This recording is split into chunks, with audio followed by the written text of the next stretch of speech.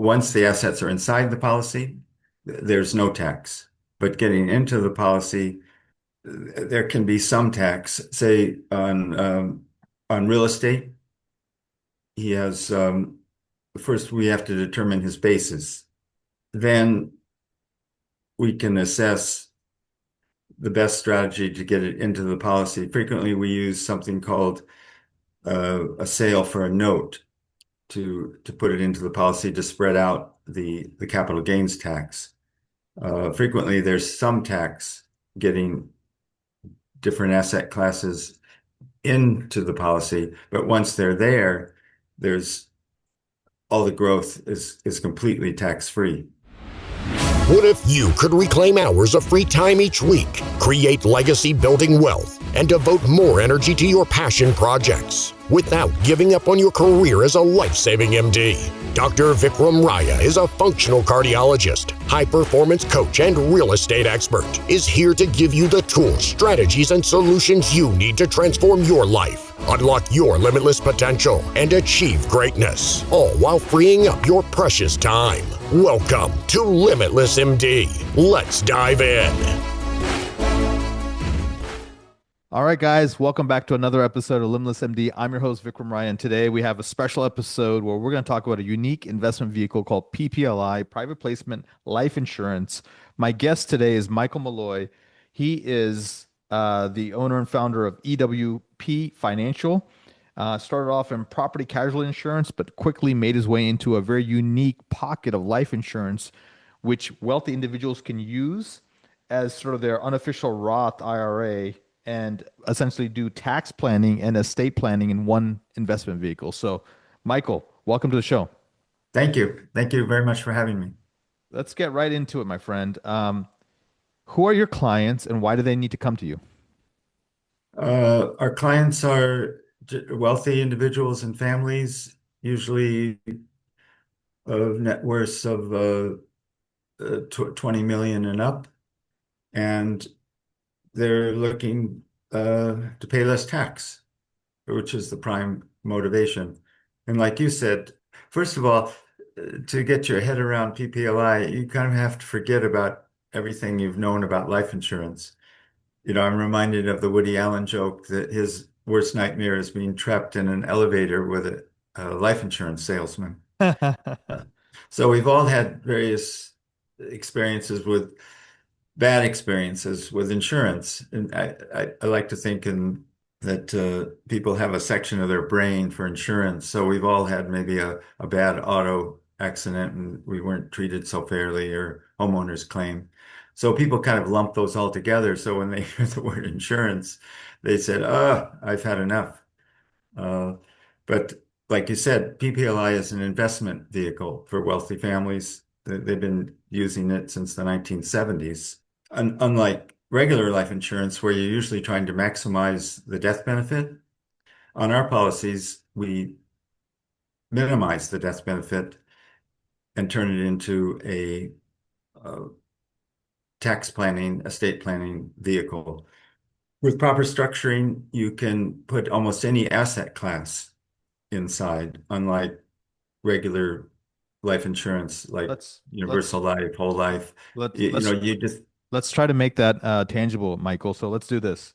sure. I have a doctor who has $5 million net worth, and he has $1 million of cash, and he wants to put into one of these policies, and he has a business that he runs as well that's spitting off a lot of income, Mhm. and maybe he collects cars. So walk me through how we can use this vehicle. Well, first of all, we need to assess the value of each of these assets. And um, the best way to get it into the policy with as little tax as possible. Um, we have various, like you said before, once the assets are inside the policy, there's no tax. But getting into the policy, um, there can be some tax, say uh, on real estate.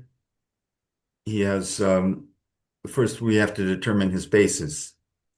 Uh, And eh, then we can assess the best strategy to get it into the policy. Frequently, we use something called a sale for a note to put it into the policy to spread out the capital gains tax.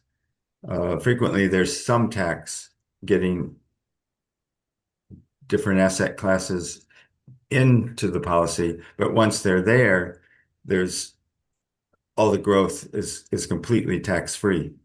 So it's not always completely painless going in, but the benefits in terms of long-term growth are phenomenal. Your clients have probably always all seen charts where there's comparing a taxable investment versus a non-taxable investment over time.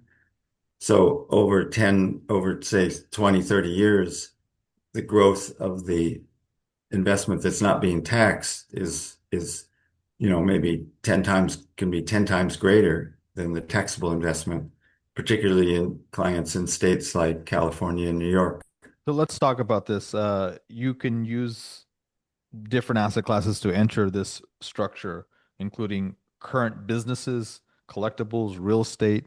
What other type of asset classes have you seen being put in there? Can you put crypto in there? Yes, yes, yes. We have uh, uh, companies that specialize in that actually that have Uh-huh. excellent custodians Okay. and they really know how to handle it well. Okay. If you're explaining this to a high schooler, uh, tell me again why someone would want to do this strategy. Well, the high schooler probably doesn't pay much tax, but you could I'd Let's first assume the ask. high schooler's dad is a billionaire, but you Okay, need to so explain it then to the high yeah, schooler. yeah, I would ask the high schooler to ask his dad how much he uh, pays in tax. So maybe 30% a year, let's say. Hmm. So imagine having, so would you rather get a dollar or 70 cents? And multiply that times and put as many zeros as you want after that. And that's the reason. Um, because you're going to see with a simple multiplication and then multiply that over time that by taking a third of it out each year, the growth is going to be much less than if you don't So, pay tax. so as a contrarian, I'd like to know what are the reasons why someone would not want to do a policy like this? Uh, the main, a main, well, for two reasons. It's multidisciplinary. So you kind of have to engage in tax planning, financial planning, insurance planning, asset protection, all in one go. So it requires a sophisticated individual.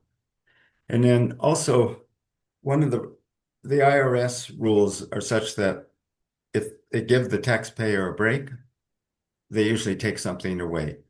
So in this case, they're giving you tax deferral. There's no tax when the investment is inside the policy, but they're limiting your control. There's something called the investment control doctrine. So it's not a hard and fast rule, but what it's come down to mean over the years with various IRS rulings is that you can't micromanage the account.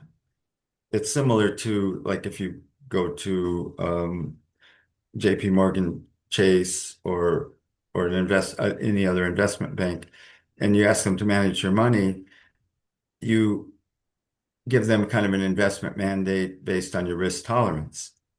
But they do the picking of the stocks and the individual investments. So it's the same here. You can't. So you're saying there's no active management, like if I put a real estate apartment building in there that I'm Well, invested in. then each asset class. Well, you can have one person, but frequently you have different asset managers inside the policy, Hmm. and whom you appoint. So if you appoint a like-minded asset manager, there's generally not a problem in terms of the investor control. Got it. They want at least one degree of separation away from us actively managing what's inside the PPLI. Is that what I'm hearing? Correct. It's similar, like you usually don't own real estate directly. You form an LLC. It's something similar. Okay. Got it. Talk to me about some of the physicians you've worked with throughout your career, and maybe some of the examples of how they've been able to grow and scale their wealth with some of these strategies. Well, the what we were discussing earlier before we went on the air, the one gentleman who had founded multiple medical related businesses, and he wanted to pass them on to his kids in a tax efficient manner. So we were able to put those into the policy along with his current real estate holdings, and then all the future growth on the business is captured inside the policy and passed on tax-free to his beneficiaries. That's awesome. That's fantastic. What is the minimum threshold in terms of how much you can put into a PPLI? Well, generally it's around 5 million. Although if you were going to make, say, smaller contributions over a number of years, you wouldn't have to put it in all at once. And why 5 million? Uh, that's the market that the uh, insurance companies want to serve, and then also there's rules, IRS rules about who can invest in a policy. It's called private placement life insurance, so it's like a private holding investment. You have to be a qualified purchaser, maybe? Yes, Okay, that's yes, the $5 or million or amount. accredited investor, either one. So Okay. generally, Well, what accredited it investors, their criteria is a little bit lower than that. right, yeah, you have to be one or the other, and Okay. then So it sounds but like you can get in with less, but the market seems to be poised for the $5 million mark. correct, correct. Got it. Okay, great. If someone would be interested, what are the next steps? Well, they go to our website, ewp-financial.com, Mm-hmm. and we have lots of educational materials, videos, articles, um, and they can contact me, and uh, we'll see if it's for them. We usually have multiple conversations at the beginning because one of my rules on investing is if you don't understand it, don't do it. So uh, I don't want clients to, after a year into it, say, well, I didn't really understand this, I didn't understand that. So we like to explain things fully, and they can understand all the upsides and the downsides before they sign on the dotted line. Yeah, that makes a lot of sense. Great. And as we wrap up here, any advice for wealth building and strategic wealth creation to all our listeners here in the Limitless MD podcast? Uh, well, like what I just said, invest in what you're comfortable with. So if you're a real estate investor, stay with that. If you like stocks and bonds, if you like collectibles. But the wonderful thing about PPLI is that all these asset classes with proper structuring can be put inside the policy. So if you're tired of paying tax and you want increased asset protection, you know where to find us. So That's thank you. awesome. Thanks, Michael. Appreciate that. Yeah. All Yeah. right, Thanks guys. for having me. And listeners, thanks so much for supporting the podcast and supporting the channel. Until next time, be phenomenal. Thank you so much for listening to this episode of Limitless MD. If you found value from this episode, I encourage you to share this episode with a friend and let me know by leaving a review. For more information, make sure you check out the links in the show notes below or simply visit vikramraya.com. Until next time, be phenomenal.